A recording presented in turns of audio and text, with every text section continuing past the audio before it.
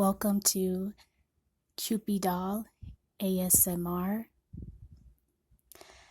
I hope that you like today's reading selection of Midnight Sun by Stephanie Meyer. And we're going to start with chapter 1, which is called First Sight.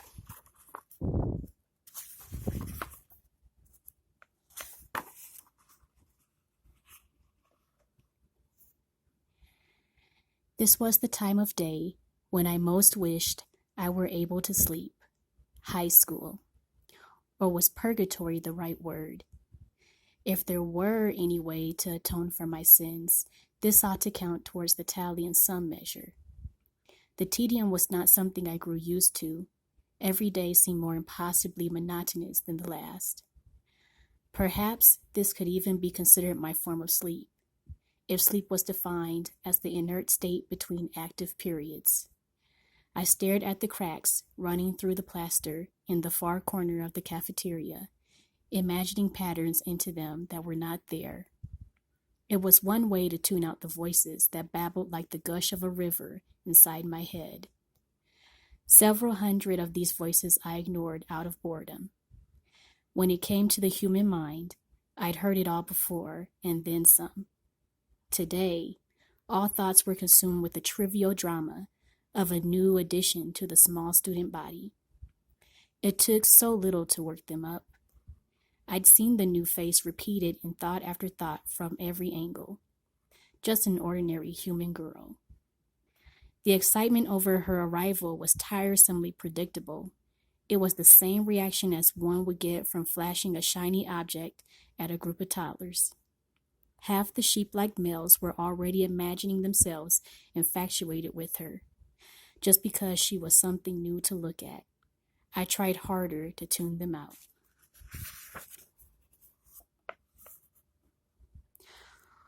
Only 4 voices did I block out of courtesy rather than distaste. My family, my 2 brothers and 2 sisters, who were so used to the lack of privacy in my presence that they rarely worried about it. I gave them what I could. I tried not to listen if I could help it. Try as I may, still, I knew. Rosalie was thinking, as usual, about herself. Her mind was a stagnant pool with few surprises. She'd caught sight of her profile in the reflection off someone's glasses, and she was mulling over her own perfection. No one else's hair was closer to a true gold. No one else's shape was quite so perfectly an hourglass. No one else's face was such a flawless, symmetrical oval. She didn't compare herself to the humans here. That juxtaposition would have been laughable, absurd. She thought of others like us, none of them her equal. Emmett's usually carefree expression was crumpled with frustration. Even now, he ran one enormous hand through his ebony curls, twisting the hair into his fist, still fuming over the wrestling match he'd lost to Jasper during the night. It would take all his limited patience to make it to the end of the school day to orchestrate a rematch. Hearing Emmett's thoughts never felt intrusive, because he never thought one thing that he would not say aloud or put into action. Perhaps I only felt guilty reading the others' minds because I knew there were things inside that they wouldn't want me to know. If Rosalie's mind was a stagnant pool, then Emmett's was a lake with no shadows, glass clear. And Jasper was suffering. I suppressed a sigh. Edward. Alice caught my name in her head and had my attention at once. It was just the same as having my name called aloud. I was glad my given name had fallen out of style in the last few decades. It had been annoying in the past. Anytime anyone thought of any Edward, my head would turn automatically. My head didn't turn now. Alice and I were good at these private conversations. It was rare that anyone caught us. I kept my eyes on the lines in the plaster. "How is he holding up?" she asked me. I frowned. Just a small change in the set of my mouth. Nothing that would tip the others off. I could easily be frowning out of boredom. Jasper had been still for far too long. He wasn't performing human tics the way we all must, constantly in motion so as not to stand out, like Emmett pulling at his hair, Rosalie crossing her legs first one way, then the next, Alice tapping her toes against the linoleum, or me moving my head to stare at different patterns in the wall. Jasper looked paralyzed, his lean form ramrod straight, even his honey hair seeming not to react to the air wafting from the vents. Alice's mental tone was alarmed now. I saw in her mind that she was watching Jasper in her peripheral vision. Is there any danger? She searched ahead into the immediate future, skimming through visions of monotony for the source behind my frown. Even as she did, she remembered to tuck one tiny fist under her sharp chin and blink regularly. She brushed a tuft of her short, jagged black hair out of her eyes. I turned my head slowly to the left, as if looking at the bricks of the wall, sighed, and then turned to the right, back to the cracks in the ceiling. The others would assume I was playing human. Only Alice knew I was shaking my head. She relaxed. Let me know if it gets too bad. I moved only my eyes up to the ceiling above and back down. Thanks for doing this. I was glad I couldn't answer her aloud. What would I say? My pleasure? It was hardly that. I didn't enjoy tuning into Jasper's struggles. Was it really necessary to experiment this way? Wouldn't the safer path be to just admit that he might never be able to handle his thirst as well as the rest of us could and not push his limits? Why flirt with disaster? It had been 2 weeks since our last hunting trip. That was not an immensely difficult time span for the rest of us. A little uncomfortable occasionally if a human walked too close, if the wind blew the wrong way. But humans rarely walked too close. Their instincts told them what their conscious minds would never understand. We were a danger that must be avoided. Jasper was very dangerous right now. It did not happen often, but every now and then I would be struck by the obliviousness of the humans around us. We were all so accustomed to it. We always expected it, but occasionally it seemed more glaring than usual. None of them noticed us here, lounging at the battered cafeteria table, though an ambush of tigers sprawled in our places would be less lethal than we were. All they saw were 5 odd-looking people, close enough to human to pass. It was hard to imagine surviving with senses so incredibly dull. At that moment, a small girl paused at the end of the closest table to ours, stopping to talk to a friend. She tossed her short, sandy hair, combing her fingers through it. The heaters blew her scent in our direction. I was used to the way that scent made me feel. The dry ache in my throat, the hollow yearn in my stomach, the automatic tightening of my muscles, the excess flow of venom in my mouth. This was all quite normal, usually easy to ignore. It was harder just now, with the reactions stronger, doubled, as I monitored Jasper. Jasper was letting his imagination get away with him. He was picturing himself getting up from his seat next to Alice and going to stand beside the little girl, thinking of leaning down and in as if he were going to whisper in her ear and letting his lips touch the arch of her throat, imagining how the hot flow of her pulse beneath the weak barrier of her skin would feel under his mouth. I kicked his chair. He met my gaze, his black eyes resentful for a second, and then looked down. I could hear shame and rebellion war in his head. Sorry, Jasper muttered. I shrugged. You weren't going to do anything, Alice murmured to him, soothing his mortification. I could see that. I fought back the frown that would give her lie away. We had to stick together, Alice and I. It wasn't easy being the freaks among those who were already freaks. We protected each other's secrets. It helps a little if you think of them as people, Alice suggested, her high musical voice racing too fast for human ears to understand, if any had been close enough to hear. Her name is Whitney. She has a baby sister she adores. Her mother invited Esme to that garden party. Do you remember? I know who she is, Jasper said curtly. He turned away to stare out one of the small windows that were spaced just under the caves around the long room. His tone ended the conversation. He would have to hunt tonight. It was ridiculous to take risks like this, trying to test his strength to build his endurance. Jasper should just accept his limitations and work within them. Alice sighed silently and stood, taking her tray of food, her prop, as it were, with her and leaving him alone. She knew when he'd had enough of her encouragement. Though Rosalie and Emmett were more flagrant about their relationship, it was Alice and Jasper who knew each other's every need as well as their own, as if they could read minds, too, but only each other's. Edward. Reflex reaction. I turned to the sound of my name being called, though it wasn't being called, just thought. My eyes locked for half a second with a pair of large, chocolate-brown human eyes set in a pale, heart-shaped face. I knew the face, though I'd never seen it myself before this moment. It had been foremost in every human head today, the new student, Isabella Swan, daughter of town's chief of police, brought to live here by some new custody situation. Bella, she corrected everyone who used her full name. I looked away, bored.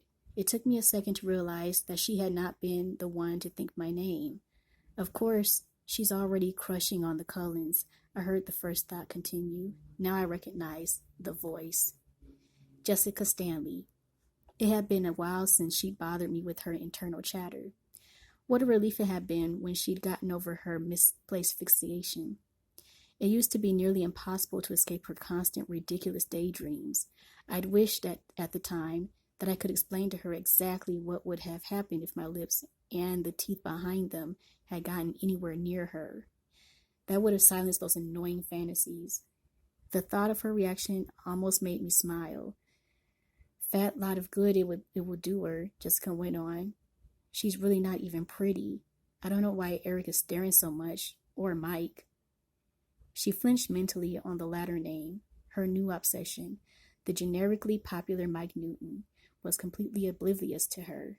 Apparently, he was not as oblivious to the new girl. Another child reaching for the shiny object. This put a mean edge to Jessica's thoughts, though she was outwardly cordial to the newcomer as she explained to her the commonly held knowledge about my family.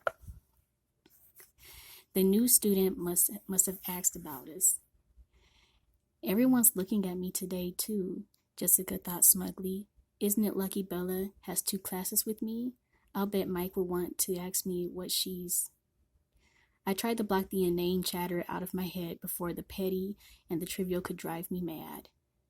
Jessica Stanley is giving the new Swan girl all the dirty laundry on the Cullen clan, I murmured to Emmett as a distraction.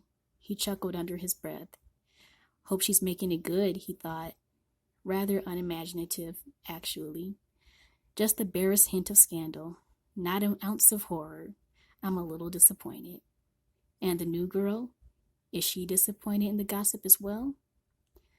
I listened to hear what this new girl, Bella, thought of Jessica's story. What did she see when she looked at the strange, chalky-skinned family that was universally avoided? It was my responsibility to know her reaction. I acted as a lookout, for lack of a better word, for my family, to protect us. If anyone ever grew suspicious, I can give us early warning and an easy retreat. It happened occasionally. Some human with an active imagination would see in us the characters of a book or a movie. Usually they got it wrong, but it was better to move on somewhere new than to risk scrutiny. Rarely, extremely rarely, someone would guess right. We didn't give them a chance to test their hypotheses. We simply disappeared to become no more than a frightening memory. That hadn't happened for decades. I heard nothing, though I listened close beside where Jessica's frivolous internal monologue continued to gush. It was as if there were no one sitting beside her. How peculiar. Had the girl moved? That didn't seem likely. As Jessica was still babbling at her, I looked up, feeling off balance, checking on my extra hearing. It wasn't something I ever had to do. Again, my gaze locked onto those wide brown eyes. She was sitting right where she had been before and looking at us, a natural thing to be doing, I supposed. as Jessica was still regaling her with the local gossip about the Cullens. Thinking about us, too, would be natural.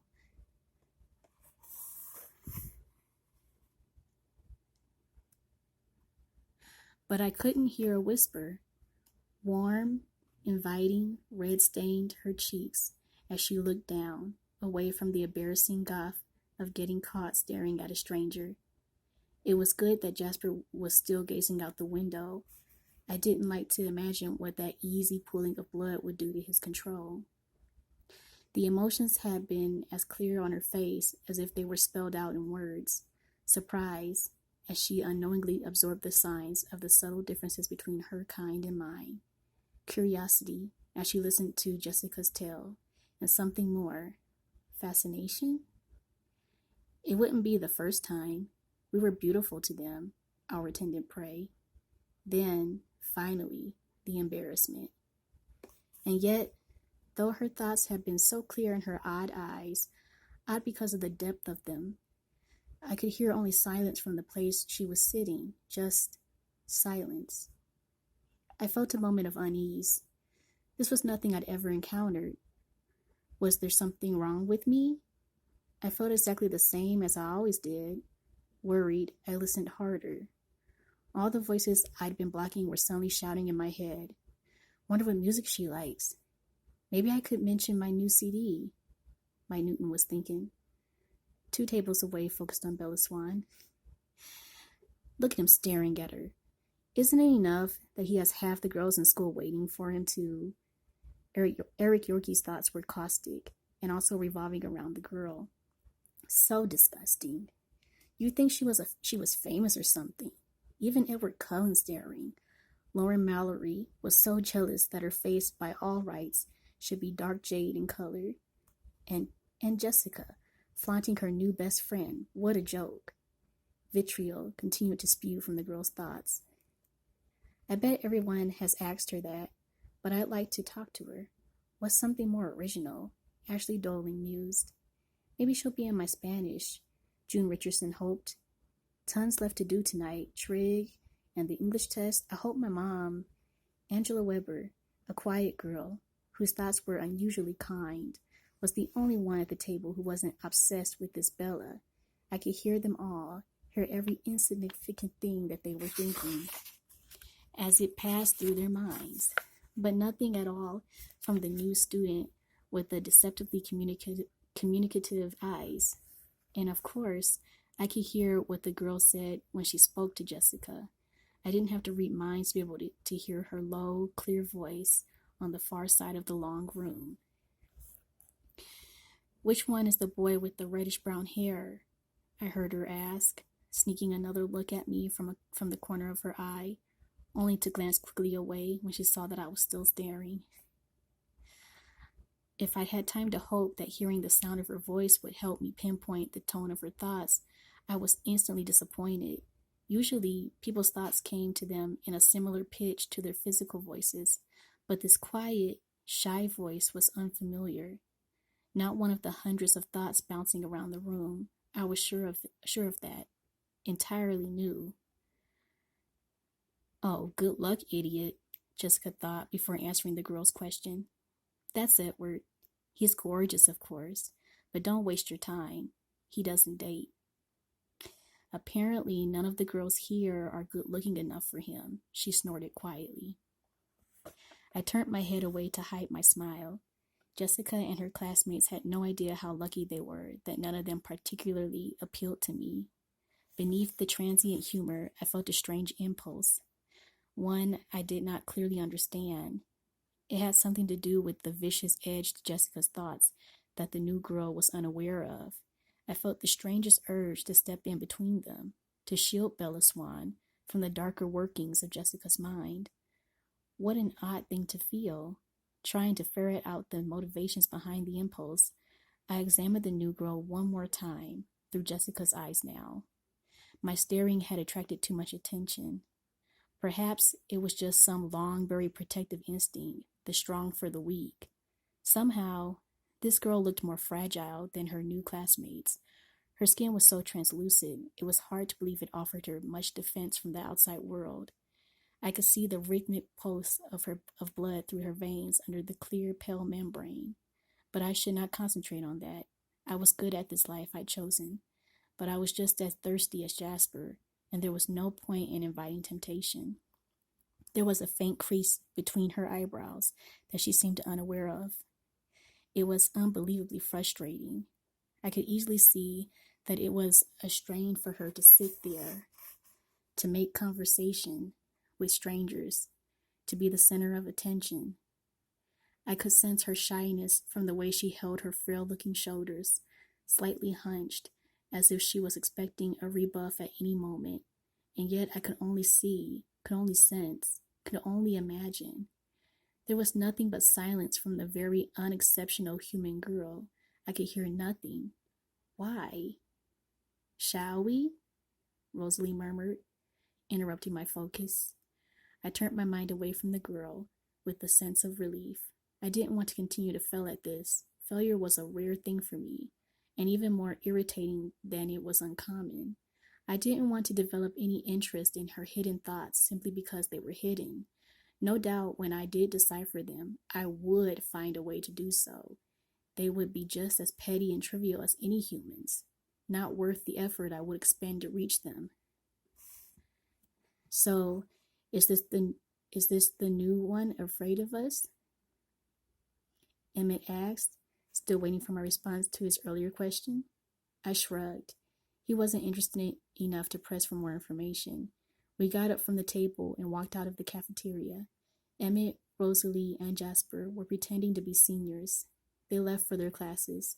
I was playing a younger role than they. I headed off for my junior level biology lesson, preparing my mind for the tedium. It was doubtful, Mr. Banner, a man of no more than average intellect, would manage to pull out anything in his lecture that would surprise someone holding 2 medical degrees. In the classroom, I settled into my chair and let my books, props, again, they held nothing I didn't already know, spill across the table. I was the only student who had a table to himself. The humans weren't smart enough to know that they feared me, but their innate survival instincts were enough to keep them away. The room slowly filled as they trickled in from lunch. I leaned back in my chair and waited for the time to pass. Again, I wish I were able to sleep. Because I'd been thinking about the new girl when Angela Weber escorted her through the door, her name intruded on my attention. Bella seems just as shy as me. I'll bet today is really hard for her. I wish I could say something, but it would probably just sound stupid.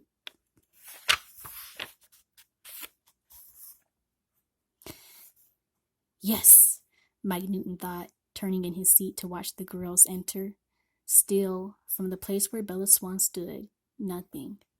The empty space where her thoughts should be vexed and unnerved me. What if it all went away? What if this was just the first symptom of some kind of mental decline? I'd often wished that I could escape the cacophony, that I could be normal as far as that was possible for me. But now I felt panicked at the thought. Who would I be without what I could do? I'd never heard of such a thing.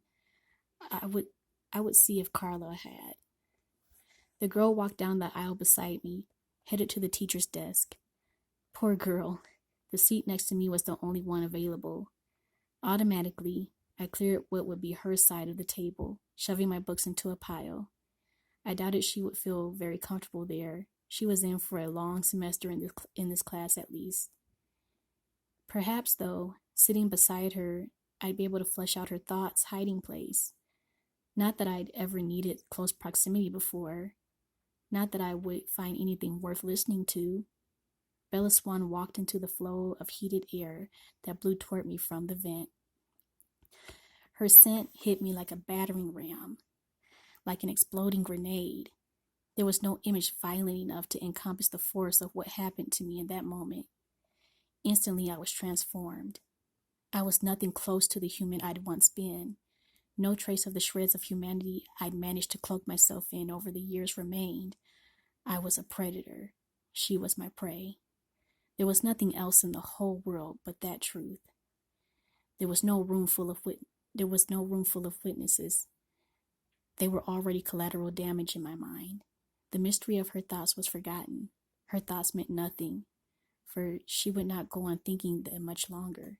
I was a vampire, and she had the sweetest blood I'd smelled in more than 80 years. I hadn't imagined that such a scent could exist. If I'd known it did, I would have gone searching for it long ago. I would have scoured the planet for her. I could imagine the taste. Thirst burned through my throat like fire. My mouth felt baked and desiccated, and the fresh flow of venom did nothing to dispel the sensation. My stomach twisted with the hunger that was an echo of the thirst. My muscles coiled to spring. Not a full second had passed. She was still taking the same step that had put her downwind from me.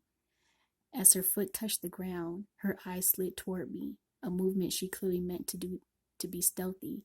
Her gaze met mine, and I saw myself reflected in the mirror of her eyes.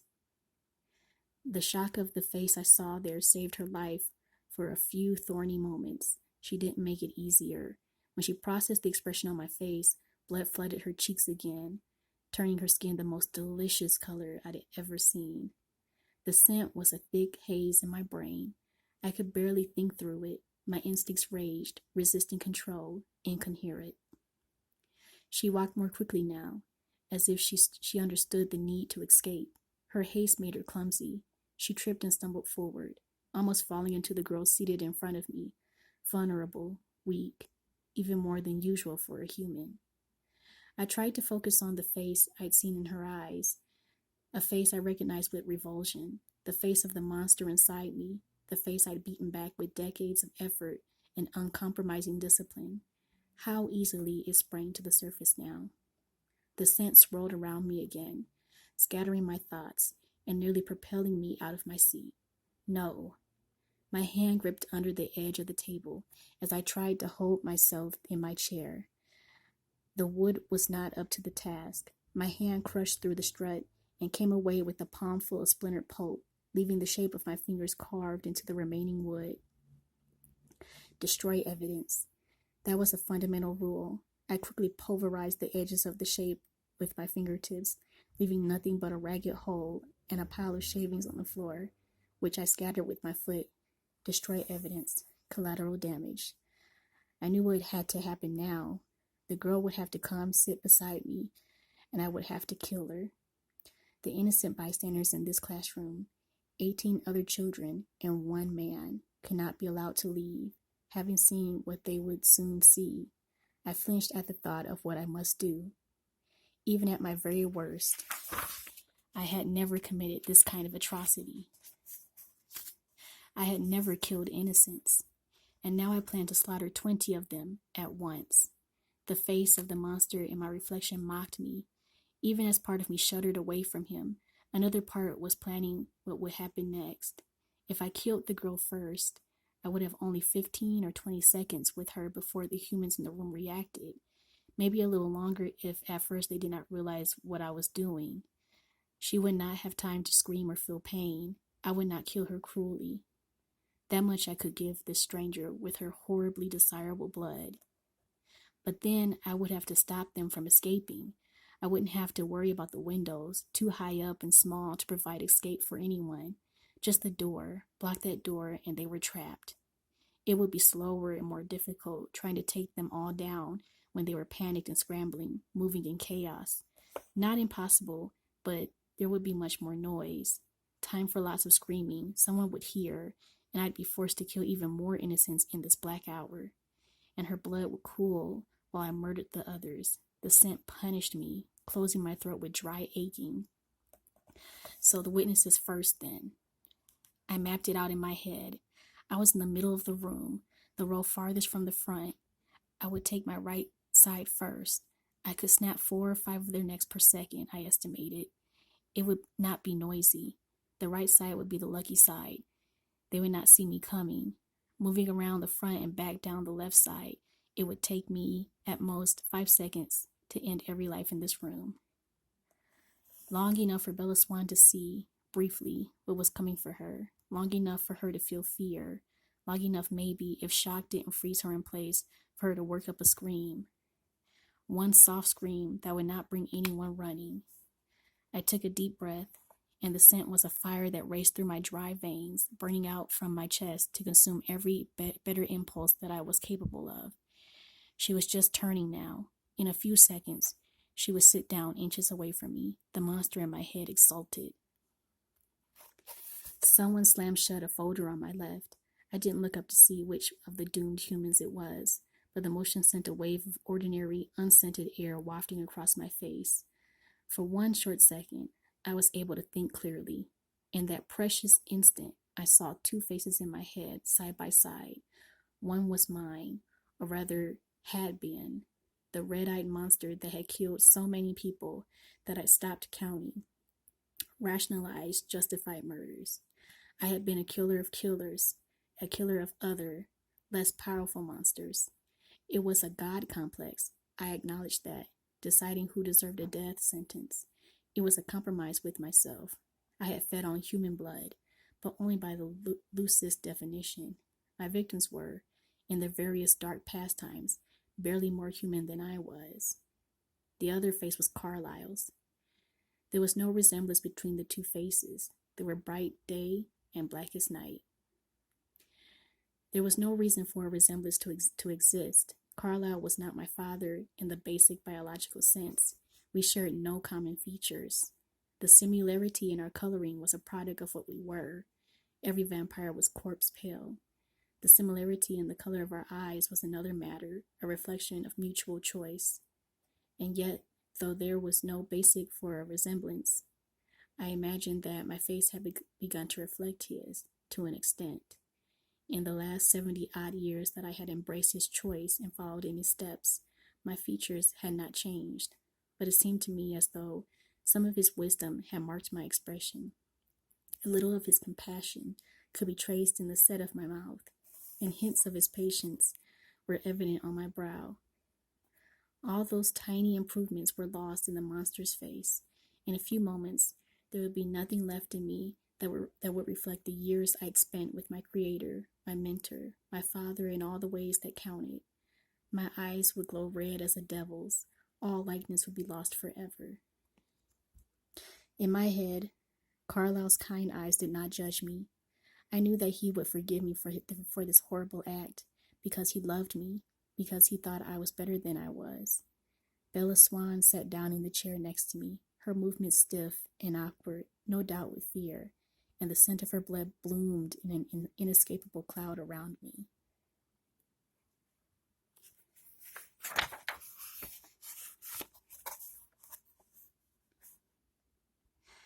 I would prove my father wrong about me. The misery of this fact hurt almost as much as the fire in my throat. I leaned away from her in revulsion, disgusted by the monster aching to take her. Why did she have to come here? Why did she have to exist? Why did she have to ruin the little peace I had in this non-life of mine? Why had this aggravating human ever been born? She would ruin me. I turned my face away from her as a sudden fierce, irrational hatred washed through me. I didn't want to be the monster. I didn't want to kill this room full of harmless children. I didn't want to lose everything I'd gained in a lifetime of sacrifice and denial. I wouldn't. She couldn't make me. The scent was the problem, the hideously appealing scent of her blood. If there was only some way to resist, if only another gust of fresh air could clear my head. Bella Swan shook out her long, thick mahogany hair in my direction. Was she insane? No, there was no helpful breeze, but I didn't have to breathe. I stopped the flow of air through my lungs. The relief was instantaneous, but incomplete. I still had the memory of the scent in my head, the taste of it on the back of my tongue. I wouldn't be able to resist even that for long.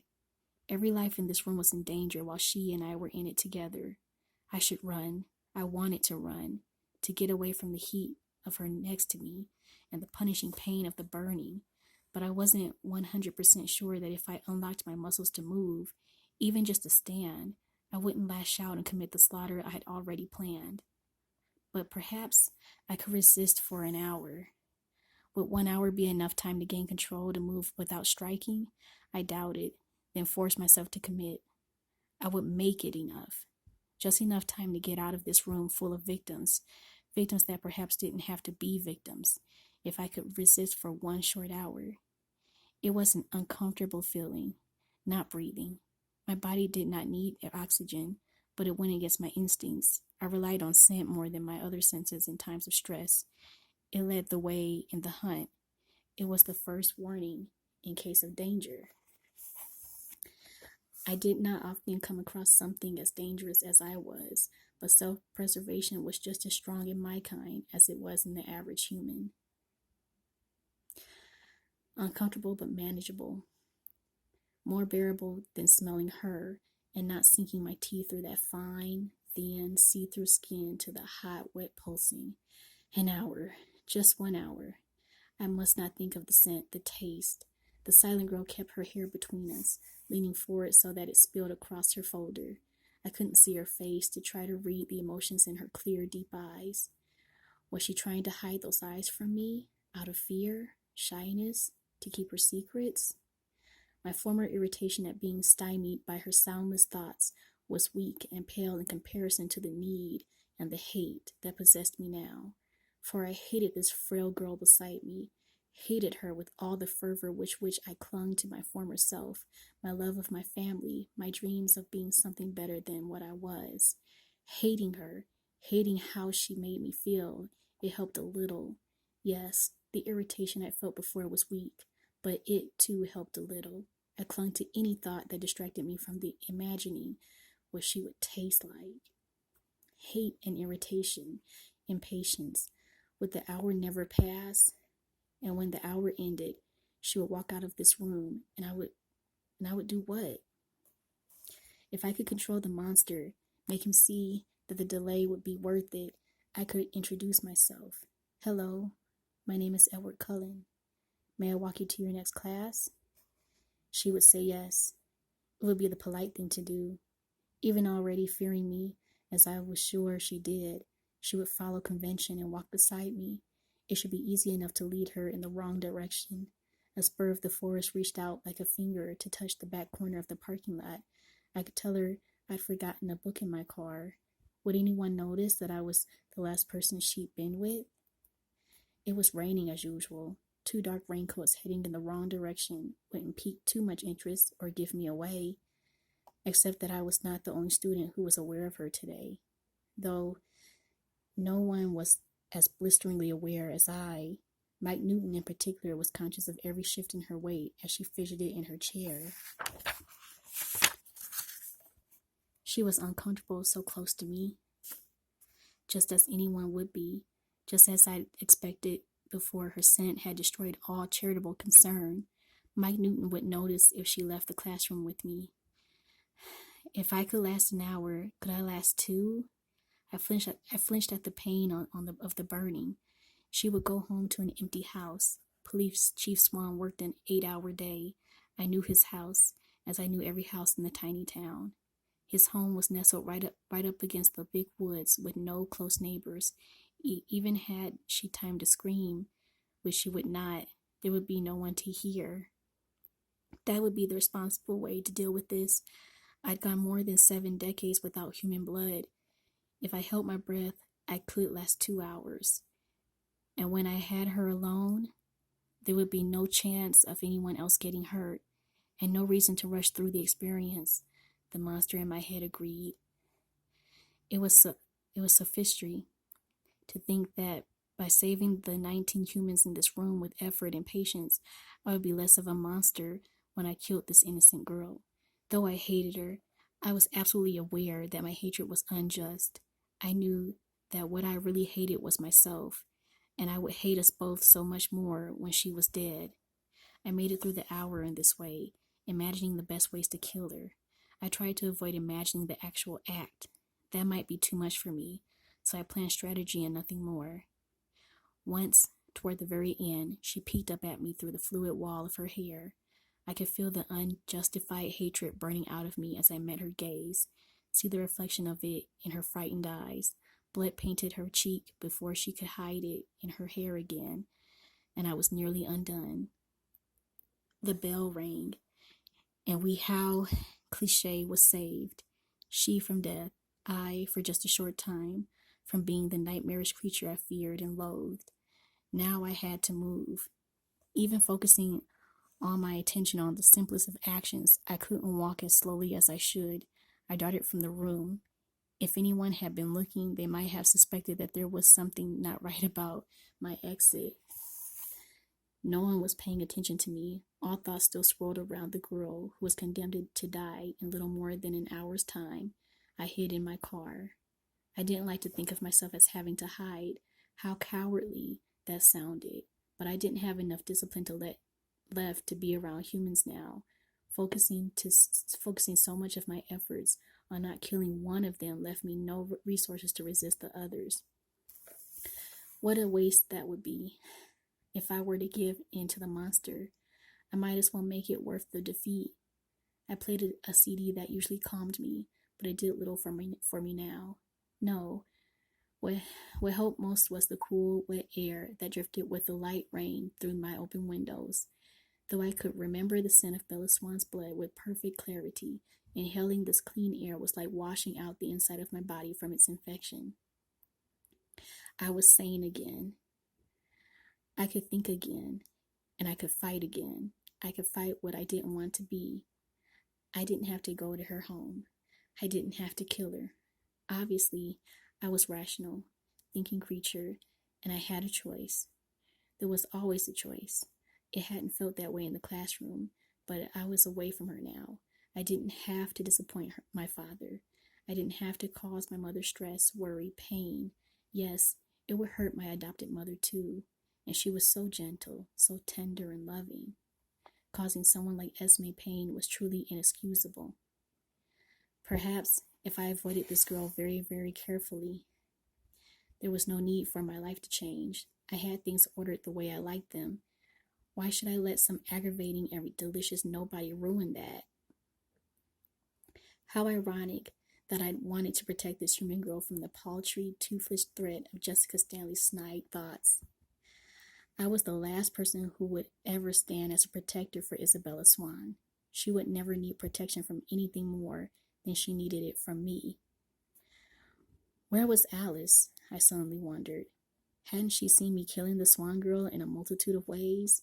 Why hadn't she come to my aid to stop me or help me clean up the evidence, whichever? Was she so absorbed with watching her for trouble with Jasper that she'd missed this much more horrific possibility?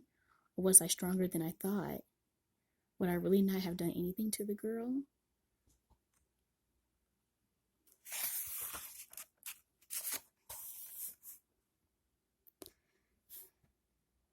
No, I knew that wasn't true. Alice must be concentrating very hard on Jasper. I searched in the direction I knew my sister would be, in the small building used for English classes. It did not take me long to locate her familiar voice. And I was right. Her every thought was turned to Jasper, watching his small choices with minute scrutiny. I wished I could ask her advice, but at the same time I was glad she didn't know what I was capable of. I felt a new burn through my body, the burn of shame. I didn't want any of them to know. If I could avoid Bella Swan, if I could manage not to kill her, even as I thought that the monster writhed and gnashed his teeth in frustration, then no one would have to know. If I could keep away from her scent, there was no reason I shouldn't try at least, make a good choice, try to be what Carla thought I was. The last hour of school was almost over. I decided to put my new plan into action at once, better than sitting here in the parking lot, where she might pass me and ruin my attempt. Again, I felt the unjust hatred for the girl. I walked swiftly, a little too swiftly, but there were no witnesses across the tiny campus of the office. It was empty except for the receptionist, who didn't notice my silent entrance. Miss Cope? The woman with the unnaturally red hair looked up and startled. It always caught them off guard, the little markers they didn't understand, no matter how many times they'd seen one of us before. Oh, she gasped, a little flustered. She smoothed her shirt. Silly, she thought to herself. He's almost young enough to be my son. Hello, Edward. What can I do for you?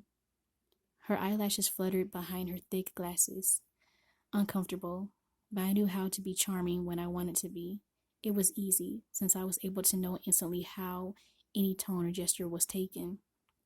I leaned forward, meeting her gaze as if I were staring deep into her flat brown eyes. Her thoughts were already in a flutter. This should be simple. I was wondering if you could help me with my schedule, I said in the soft voice I reserved for not scaring humans. I heard the tempo of her heart increase. Of course, Edward. How can I help you? Too young, she chanted to herself. Wrong, of course. I was older than her grandfather. I was wondering if I could move from my biology class to a senior level science. Physics, perhaps? Is there a problem with Mr. Banner, Edward? Not at all. It's just that I've already studied this material. In that accelerated school you all went to in Alaska?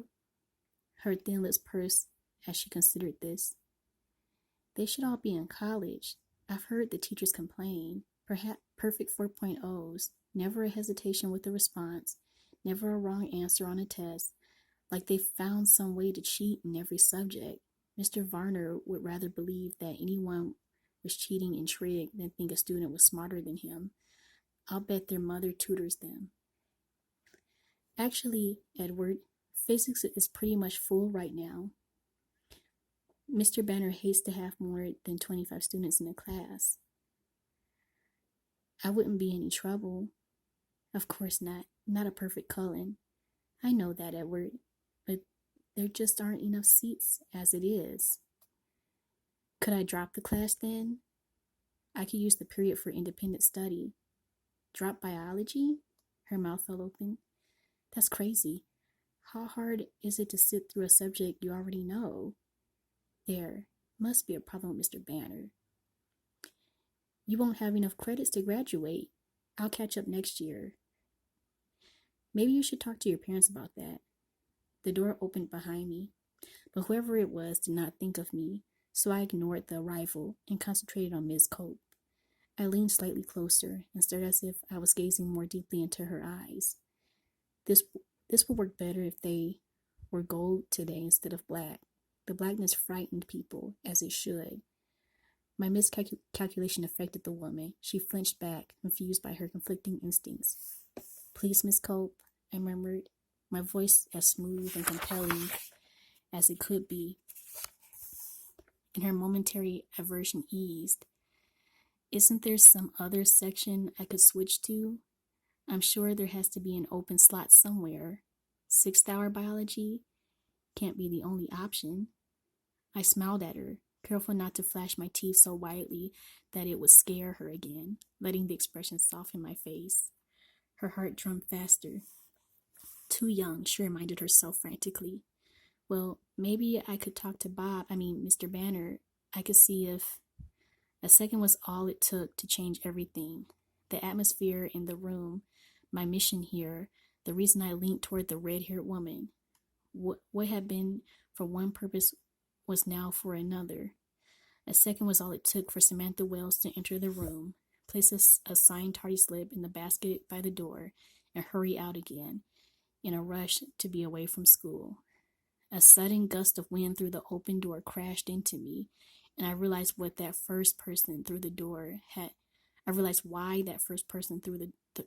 had not interrupted me with her thoughts.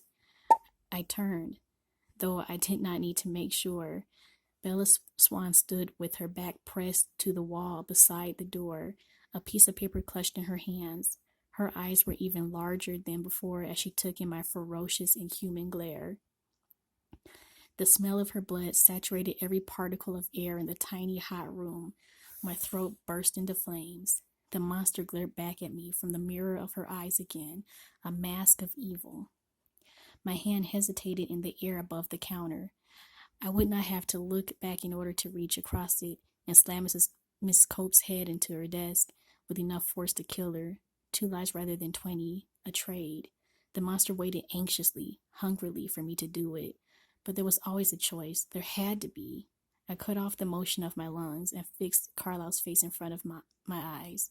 I turned back to face Miss Cope and heard her internal surprise at the change in my expression. She shrank away from me, but her fear did not form into coherent words. Using all the control I'd mastered in my decades of self-denial, I made my voice even and smooth. There was just enough air left in my lungs to speak once more, rushing through the words. Never mind then. I can see that it's impossible. Thank you so much for your help. I spun and launched myself from the room, trying not to feel the warm-blooded heat of the girl's body as I passed within inches of it. I didn't stop until I was in my car, moving too fast the entire way there. Most of the humans had cleared out already, so there weren't a lot of witnesses. I heard a sophomore, DJ Garrett, notice and then disregard. Where did Cullen come from? It was like he just came out of thin air. There I go, with the imagination again, Mom always says.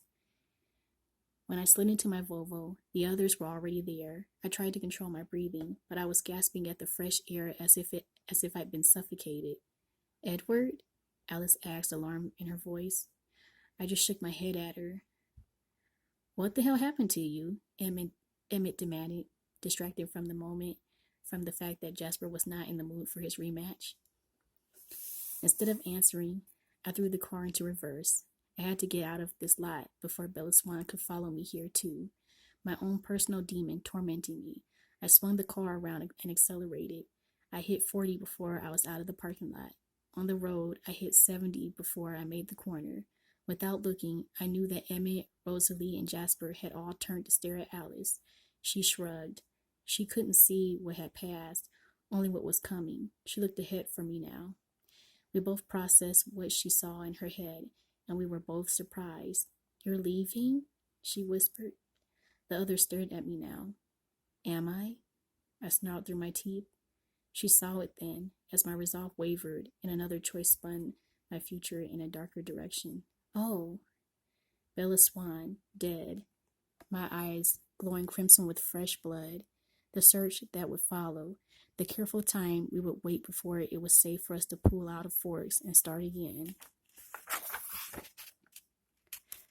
Oh, she said again. The picture grew more specific. I saw the inside of Chief Swan's house for the first time. Saw Bella in a small kitchen with yellow cupboards, her back to me as I stalked her from the shadows. Let the scent pull me toward her. Stop, I groaned, then able to bear more. Sorry, she whispered. The monster rejoiced, and the vision in her head shifted again. An empty highway at night, the trees beside it coated in snow, flashing by at almost 200 miles per hour. I'll miss you, she said, no matter how short a time you're gone. Emmett and Rosalie exchanged an apprehensive glance. We were almost to the turnoff onto the long drive that led to our home. Drop us here, Alice instructed. You should tell Carlisle yourself. I nodded, and the car squealed to a sudden stop. Emmett, Rosalie, and Jasper got out in silence. They would make Alice explain when I was gone. Alice touched my shoulder. You would do the right thing, she murmured. Not a vision this time, in order. She's Charlie Swan's only family. It would kill him too. Yes, I said, agreeing only with the last part. She slid out to join the others, her eyebrows pulling together in anxiety. They melted into the woods, out of sight before I could turn the car around. I knew the visions in Alice's head would be flashing from dark to bright, like a strobe light as I sped back to Forks doing 90. I wasn't sure where I was going, to say goodbye to my father, or to embrace the monster inside me. The road flew away beneath my tires.